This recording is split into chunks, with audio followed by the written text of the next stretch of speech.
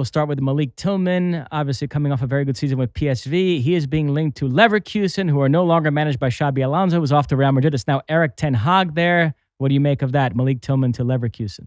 I love it. Yeah, it's great. Yeah.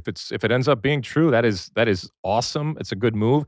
And even with Xabi Alonso not there, this is still, he's kind of left his touch there, and the profile of this team, because of what he did over the last couple of years, certainly has improved. And this is what a player who plays in the Eredivisie wants to do. This is the type of move, not stereotypical, but traditional. Yeah, and what I would say for Malik Tillman, it's a great example of a player that came up through Bayern's youth system, recognized I've got to get a move to play, found the right fit for him in PSV Eindhoven, scored a bunch of goals, has had a great season, really just taken his game to the next level this year with PSV, who, by the way, was recruited by Ernie Stewart, a former U.S. soccer sporting director, who clearly saw enough in him to say, like, we're going to get him, we're going to bring Pepe and these guys to this team, and is now going to go back to the Bundesliga in a much bigger stature than perhaps he would have gone if he'd left Bayern and gone to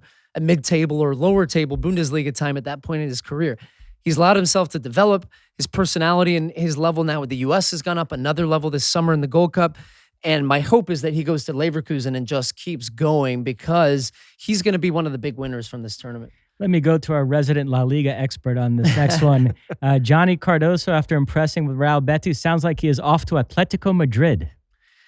Johnny, I believe his debut was against Mallorca in Mallorca for Real Betis, and he played lights out. He was unbelievable. He's been such a solid player. This is Johnny Cardoso? Johnny Cardoso. Yeah, I know.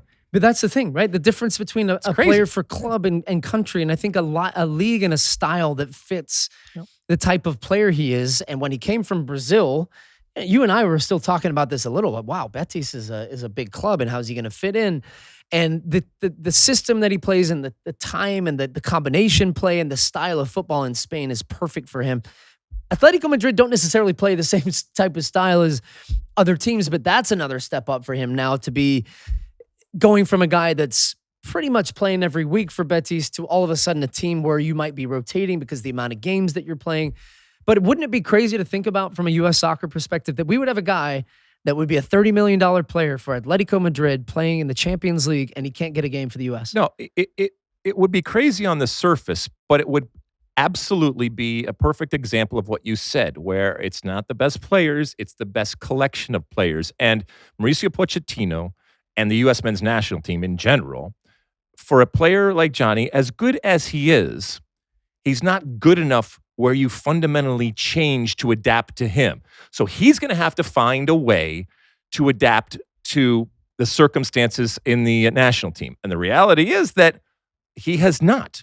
The form that he has shown with club that has gotten him called into the national team, he's not been able to transfer it. And whatever it is, when he gets on that plane or when he puts on that shirt, it goes out the window. And he better get his act together when it comes to the national team, or I don't think he's going to be on the roster next summer. And it would blow people's minds and everyone scream and yell. But maybe it goes back to what we were talking about when it comes to Pochettino. It would be like the quintessential Pochettino to say, no, good player. I love watching him play for the club, but it doesn't work for us. And it's not for lack of trying, but he's been given plenty of opportunities out there. I hope that doesn't happen. I hope that he finds a way to get on that plane and bring whatever he's doing with him. And I hope he plays when he gets to Atletico. But do you feel then it's the duty of Pochettino to find a way to get the best out of him? Because clearly this is a very talented player. Like you don't get signed by Atletico Madrid because you're just an okay guy. And I do agree with you from the perspective that he's not, let's say, Pulisic's level, where you're like, we got to find the best way to get this guy in the best spots to be the most effective because he's a match winner. Johnny's not in that position, a guy that's going to win you games by just pure individual brilliance in any given moment and smack one in the top corner from 50 yards. But I do think he's a guy. He's not playing him out of position. It's not as if this is a guy that just plays on the ground and we're a team that only plays on the air. And so we fundamentally have to change. I mean, it's still soccer. At some point, you have to be able to adjust. And I don't think that Pochettino and this national team is playing such a wildly ridiculous type of style of soccer that Johnny Cardoso can't adapt to it. Which I think it's unfortunate for him in a sense that he picked up this illness right before this tournament started, because maybe he would have started that first match and maybe this would have been the run of games that he had needed to try to do what Tillman and Richards and these guys, these big winners have done. So all of a sudden now, I like this from Pochettino that he's doing this. He's saying, look, Berhalter's playing well and, Tyler Adams is coming in and playing well and these guys are going to play. So Johnny, like you're going to play 20 minutes off the bench, which I think to him would be frustrating, but the team's winning. I will say, as an industrious central midfielder, there's no greater compliment than Diego Simeone being interested in you. And it would be fascinating to see him on that team next season alongside Rodrigo de Paul and Barrios and Coquet and guys like that. But clearly Simeone didn't watch the Turkey friendly. All right, what other news is there when it comes to these players? There's a couple more that, just from listening to you guys before we started taping, I don't think you guys are as high on. Patrick Agyemang, who we know plays for Charlotte FC, being linked to English second division side Derby County. I don't hate it. I think the interesting question... Is it a step up? Yeah, I think so. Really? Yeah, I think because of the opportunity for him to potentially play in the Premier League is okay. So it's the next step up. Stepping stone to something. I think I think for a young player, it is a step up in that at this point in his career, it's a different type of challenge. And I'm not saying that the level is necessarily that much better than MLS. It might be the same type of level as the English Championship, but it puts him in an environment, in a situation where he's going to be forced to grow, to compete at a different way, that we're going to see a little bit more from him. And I think we'll find out maybe where his level is at that level to see because clearly scoring goals in the championship does not guarantee you a place in the national team. Hello, Josh Sargent. I mean, the guy had a lights out year coming back from injury for Norwich, and yet Pochettino left him off for footballing decisions. So I don't know where that leaves Agyemang. It will test him, though. I mean, that's a slog over the championship. The championship is tough, but I think that's also why Derby have recruited him, because one of the things I've loved, and I don't love some of the slander that I've been seeing from Patrick Agyemang, because sure, he looks a little unconventional at times, and he's a little bit lanky, and the ball gets caught under his feet, and he falls over. But he makes stuff happen on the field. And because of his running off the ball, his hold-up play, he's in the box and stuff just happens around him. That is a good quality. Ultimately, you have to hit the back of the net, which he has done 5 times in 9 games for the U.S. I don't care how it's happened. He's scored goals. And is he going to be the starting striker next year? I don't know. Probably not. But he has done enough to me to be in that conversation now when we're talking about the front 3. And I think for Pochettino, too, he's jumped Vasquez, he's jumped Sargent, and he's in form. So this is going to sound like a slight against Agyemang, but it really, I think it's just some clarity and some reality. The fact that we are talking about Agyemang right now as even potentially being a starter for the national team next summer, that's not necessarily a good thing. We should have much more definitive and I think much better options, but we don't. And for Agyemang, that's a great opportunity. And to your point, he has done what he has been asked to do in terms of getting the goals. So if you want the numbers, there are the numbers, but he's done so much more.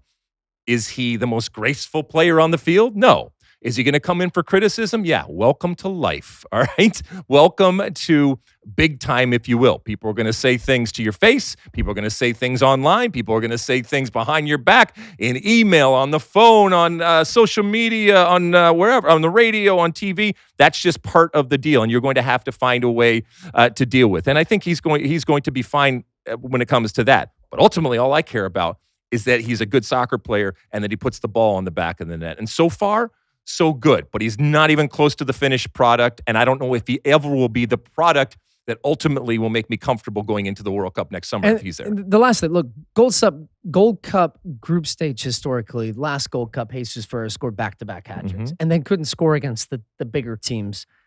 If you get it done against Costa Rica and then Canada and then Mexico or Panama, whoever in the final, like that carries more weight to me than what you did in the group stage. These are the games that are going to matter, and you're ultimately going to get judged on.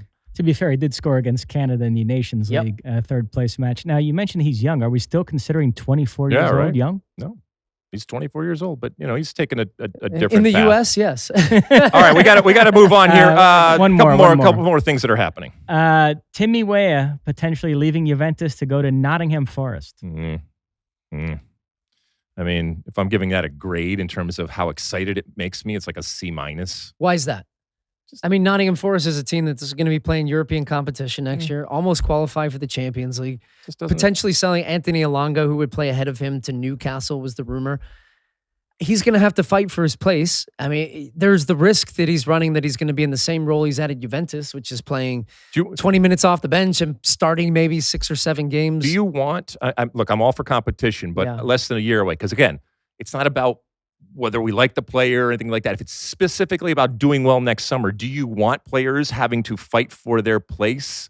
Not that anybody has just gifted it, but if there's a question as to whether you, and fighting for your place, sometimes it doesn't even come down to how much you work. Yeah. It could be a million different things. The coach likes you, doesn't like you, injury here, there, different stuff that happens. I would like a player that isn't afraid of that possibility. Yeah. I think the reality at any top team, and he's been in a team that's been in the Champions League in Juventus, and is that a lot of these squads are bigger. There's competition for places at all times. Look, I made a move January of 2010, 6 months before the World Cup, to Bolton, and I didn't even get on the bench for the first 2 months.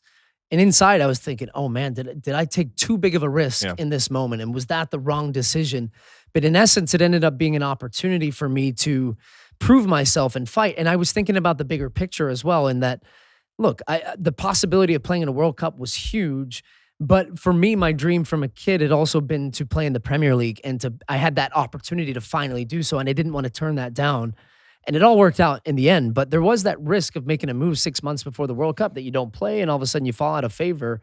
I don't think that's what this is with Tim Weah. You mentioned that Matt Turner needs to go somewhere where he can play. He looks to be headed to Lyon, where he'll link up with Tanner Tessman, but some bad news for the French club. Crazy news, right? Yes. They've had all sorts of financial issues, and it was announced today they're going to be relegated to the second division. Now they are appealing. Lyon are owned by an American, John Textor, who also owns Botafogo. And it's farcical how much he's tried to fudge the money between those two clubs. Botafogo bought this player, Luis Enrique, for lots of money. And he played for Botafogo. He never stepped foot in Lyon. And then they turned around and sold him to Zenit for a huge amount, 35 million euros. And he tried to claim that was a Lyon sale. He somehow changed the paperwork at the last minute to make him a Lyon player so he could report that as money that Lyon made in sales, because he knew that they were dealing with financial fair play issues. Botafogo signed Thiago Almada for big money. Lyon were under a transfer ban, and all of a sudden, mid-season, he just switched from Botafogo to Lyon, and this guy, John Textor, tried to claim, no, he was originally a Lyon signing who was loaned to Botafogo, but it was Botafogo that paid the money for him, so how does that work? So this guy's been trying all sorts of accounting tricks, and it finally caught up with him today. They're going to appeal, but I'm sorry, from what I know from the case, you think it this is going to be like upheld? Yeah, I think so, because this guy Texter has been very shady. This whole issue of multi-club ownership, we talk about it with City Football Group and all the rest, but this has been one of the most farcical cases of how much this guy has tried to fudge the money among. And there's one clubs. thing with the FAs and also UEFA have made a big push around financial fair play, whatever number of years ago now, but because of situations like this, they recognize, and they didn't want big teams, any team for that matter, being in a position to put themselves bankrupt. And when the revenue doesn't match up, and France have had a lot of issues with their TV rights, revenue. It's a one-team league in essence at times, with PSG winning. Yeah, I would imagine if the French FA as well said, upon review, even giving Lyon a warning many months ago and said, you have to have your finances in order by this moment, and what they submitted still said that it wasn't good enough. It doesn't look good. But and from a practical perspective, if you're someone like Matt Turner, I would think that would have to change your decision. Well, Tom Bogert saying no, he would still go. Really? Yeah. Oh, man. French second division. I mean, to go from right. I mean, everyone's saying he just needs to play. Could you say this for Matt Turner at this point? If he ends up playing second division French football, from his leaving his time in MLS when he was a really high quality shot stopper, which he is, but then to go to a backup at Arsenal, to barely playing at Nottingham Forest, a run of 15, 20 games, then losing his place, then going to Crystal Palace as a backup, and now going to the second division in France. I mean, what are we doing here? Yeah, come back to MLS. It's bad, exactly. That's exactly come back what. Can we say it's cost him the starting job for the national team? Absolutely. Are you ready to say Matt Fries is the starter right now? I don't think I'm ready to say that Matt Fries is. But Matt Turner isn't. Yes. Yeah. I think that's absolutely fair to say. Yeah.